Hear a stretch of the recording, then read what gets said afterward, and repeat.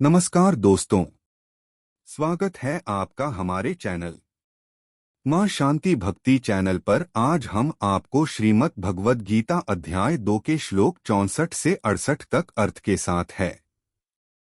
यदि पहली बार चैनल में आए तो कृपया चैनल को सब्सक्राइब कर देना और बेल आइकन को दबाकर ऑल सिलेक्ट कर देना, क्योंकि जब हम वीडियो अपलोड करेंगे तो समय पर नोटिफिकेशन मिल जाएगी। अध्याय 2 श्लोक 64। रागद्वेष विमुक्तैस्तु विश्वनिन्द्रियैश्चरन् आत्मवशैर्विधेयात्मा प्रसादमधिगच्छति। जो व्यक्ति राग और द्वेष से मुक्त है, जो इंद्रियों को नियंत्रित करता है और मन पर नियंत्रण के साथ इंद्रिय विषयों के बीच घूमता है, वह भगवान की कृपा प्राप्त करता है। भगवद गीता के इस श्लोक में भगवान कृष्ण बताते हैं कि सच्ची शांति और दिव्य कृपा उन लोगों को प्राप्त होती है जो राग और घृणा द्वेष से मुक्त हैं।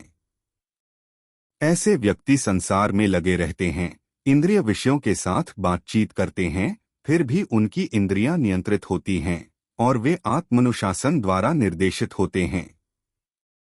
वे अपनी भावनाओं को अपने कार्यों पर हावी नहीं होने देते, बल्कि अपनी इच्छाओं पर नियंत्रण बनाए रखते हैं। यह आत्मनियंत्रित अवस्था प्रसाद की ओर ले जाती है, आंतरिक शांति और दैवीय कृपा की स्थिति। कविता वैराग्य और मानसिक अनुशासन के महत्व पर प्रकाश डालती है। यह सिखाती है कि भावनात्मक चरम सीमाओं से मुक्ति व्यक्ति को भौतिक दुनिया में रहते हुए भी शांति और सद्भाव का अनुभव करने की अनुमति देती है। अध्याय 2 श्लोक 65। प्रसादे सर्वदु अखाना हानिरस्योपजायते प्रसन्नचेतसो ह्याशु बुद्धियः पर्यवतिष्ठते। जब कोई व्यक्ति आंतरिक शांति प्रसाद प्राप्त करता है तो उसके सभी दुख समाप्त हो जाते हैं।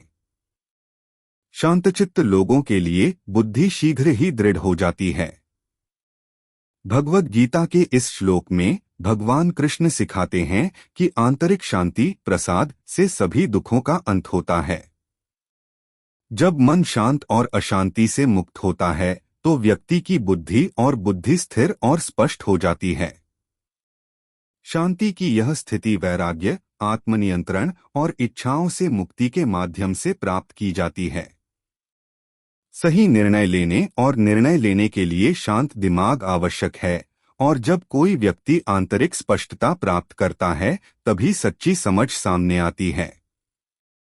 यह श्लोक इस बात पर जोर देता है कि मानसिक शांति खुशी और बौद्धिक स्थिरता दोनों की नींव है, जो व्यक्ति को जीवन की चुनौतियों से ऊपर उठने में सक्षम बनाती है।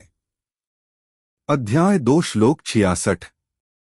नास्ति बुद्धिर्युक्तस्य न चायुक्तस्य भावना न चाभाव्यतः शांतिर्शांतस्य कुतः सुखम। जो अपने मन पर नियंत्रण नहीं रखता, उसके पास स्थिर ज्ञान नहीं हो सकता, न ही वह ध्यान पर ध्यान केंद्रित कर सकता है। ध्यान के बिना शांति नहीं है, और शांति के बिना खुशी कैसे हो सकती है। भगवद गीता के इस श्लोक में भगवान कृष्ण बताते हैं कि आध्यात्मिक ज्ञान और आंतरिक शांति के लिए मानसिक अनुशासन आवश्यक है। जिस व्यक्ति में आत्मनियंत्रण अयुक्तस्य का अभाव है, वह एकाग्र मन विकसित नहीं कर सकता या ध्यान का अभ्यास नहीं कर सकता। ध्यान करने की क्षमता के बिना मन बेचैन रहता है, और जहाँ शांति नहीं है, वहाँ खुशी सुख असंभव है।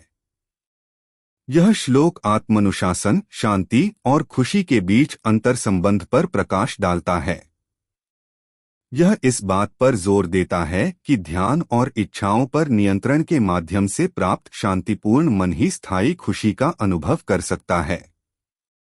यह एक अनुस्मारक है कि खुशी आंतरिक शांति में निहित है, न कि बाहरी उपलब्धियों या भौतिक सुखों में।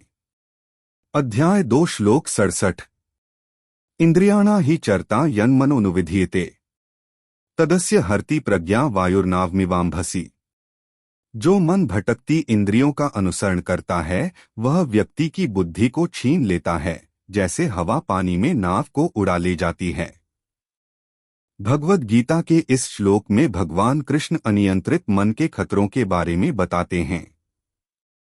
जब मन क्षणभंगुर इंद्रियाणाम कैरेटम का पीछा करता है तो यह ध्यान केंद्रित करने की क्षमता खो देता है, जिससे ज्ञान प्रज्ञा बह जाता है। ठीक उसी तरह जैसे एक नाव नवम तेज हवा वायुर से भटक जाती है। यह सादृश्य इस बात पर जोर देता है कि जिस तरह अशांत पानी में नाव को रास्ते पर बने रहने के लिए नियंत्रण की आवश्यकता होती है, उसी तरह हमारे मन को इच्छाओं और संवेदी विकर्षणों से भटकने से बचने के लिए अनुशासन की आवश्यकता होती है। इस तरह के नियंत्रण के बिना किसी व्यक्ति की स्पष्टता, ज्ञान और आध्यात्मिक दिशा खो जाती है, जिससे भ्रम और अस्थिरता पैदा होती है। इस प्रकार ज्ञान और शांति प्राप्त करने के लिए इंद्रियों पर नियंत्रण आवश्यक है। अध्याय 2 श्लोक 68। तस्माद्यस्य महाबाहो निगृहीतानि सर्वशः इंद्रियाणीन्द्रियार्थेभ्यस्तस्य प्रज्ञा प्रतिष्ठिता। इसलिए हे महाबाहो, जो व्यक्ति हर तरह से अपनी इंद्रियों को विषयों से दूर रखता है, उसकी बुद्धि दृढ़ता से स्थापित होती है। इस श्लोक में भगवान कृष्ण अर्जुन से कहते हैं कि सच्चा ज्ञान उसी को प्राप्त होता है जिसका अपनी इंद्रियों पर पूर्ण नियंत्रण होता है। इंद्रियाणी स्वाभाविक रूप से इंद्रिय विषयों इंद्रियार्थेभ्यास की ओर आकर्षित होती हैं, और जब उन्हें अनियंत्रित छोड़ दिया जाता है तो वे मन को परेशान कर सकती हैं। कृष्ण इस बात पर जोर देते हैं कि जो व्यक्ति प्रलोभनों का सामना करने पर भी अपनी इंद्रियों को पूरी तरह से नियंत्रित कर सकता है, निगृहीतानि सर्वशः, उसकी बुद्धि दृढ़ता से स्थापित होती है, प्रज्ञा प्रतिष्ठिता। यह शिक्षा आध्यात्मिक विकास की कुंजी के रूप में आत्मानुशासन और इच्छाओं पर नियंत्रण के महत्व को रेखांकित करती है। इंद्रियों पर काबू पाने और विकर्षणों का विरोध करके व्यक्ति बाहरी परिस्थितियों से अप्रभावित रहते हुए ज्ञान और बुद्धि में स्थिर रह सकता है। देखने के लिए धन्यवाद। भगवान सभी को आशीर्वाद दें। अधिक ज्ञानवर्धक सामग्री के लिए लाइक, सब्सक्राइब और शेयर करना न भूलें, और कमेंट करें कि वीडियो कैसा लगा। अगली बार तक आध्यात्मिक विकास और आंतरिक शांति की दिशा में अपनी यात्रा में भगवत गीता के ज्ञान को अपनाएं। इस वीडियो का पहले सभी भगवत गीता का वीडियो प्लेलिस्ट में देखें। प्लेलिस्ट का नाम भगवत गीता श्लोक और अर्थ है।